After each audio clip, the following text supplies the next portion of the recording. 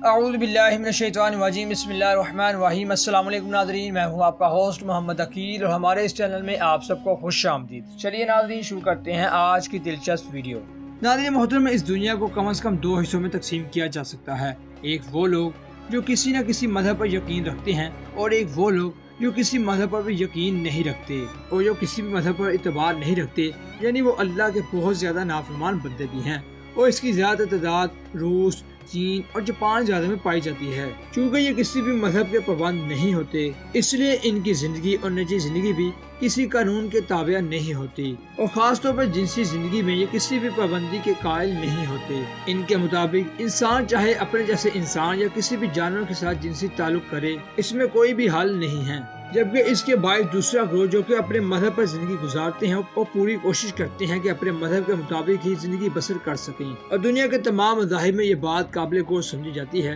کہ تمام تر انسان اپنے قریبی رشتہ داروں کے ساتھ ہی جنسی تعلقات قائم کریں، اور اسلام میں تو اس کی بے حد سختی سے ممانعت کی گئی ہے۔ لیکن کیا آپ جانتے ہیں کہ دنیا میں اس وقت بھی ایک ایسا مذہب پایا جاتا ہے جو کہ بھائی اور بہن میں جنسی تعلقات قائم کر کے بچہ پیدا کر کے ایک ٹھیک رویہ سمجھتا ہے، اور اس بچے کو افضل بھی مانا جاتا ہے؟ جی ہاں، بہت سے فارسی مذہب ہے جس کے پیروکار اسی عمل سے ابھی تک گزر رہے ہیں، اور ان کی بڑی تعداد ایران میں پائی جاتی ہے، جبکہ دوسرے نمبر پر ان کی بہت زیادہ بڑی تعداد انڈیا میں پائی جاتی ہے۔ لیکن اب ایک رپورٹ سامنے آ رہی ہے کہ ان کی تعداد میں تیزی سے کمی ہوتی جا رہی ہے، اور ان کا قبائلی علاقہ ایران ہے جہاں ان کی حکومت کئی صدیوں تک موجود تھی، اور ان کو آگ کا بھی پرتش کہا جاتا ہے، یعنی آگ کی پوجا بھی کرتے ہیں۔ اور جب مسلمانوں کے اسلام پھیلاتے ہوئے لشکر ایران تک پہنچنے لگے تو ان کی بہت ہی کثیر تعداد مسلمان ہو گئی، لیکن اس سے پہلے انہوں نے مسلمانوں کے خلاف بہت سی جنگیں لڑی اور شدید مزاحمت کی، لیکن مسلمانوں کے آگے ان کے قدم نہ جم سکے، اور اس کے بعد انہوں نے بہت ہی زیادہ تعداد میں برصغیر کی طرف ہجرت کی،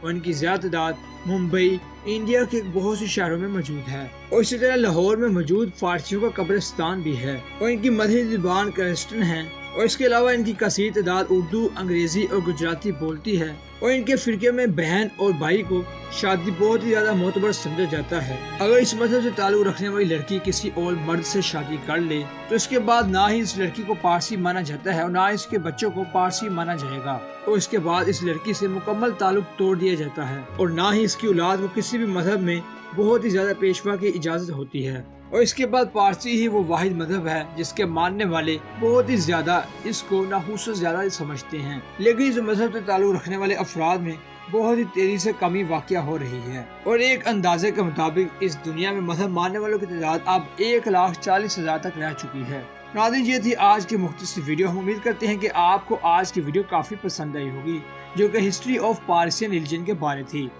تو اسی کے ساتھ ہمیں اجازت دیجیے، اپنا خیال رکھیے گا، اللہ حافظ۔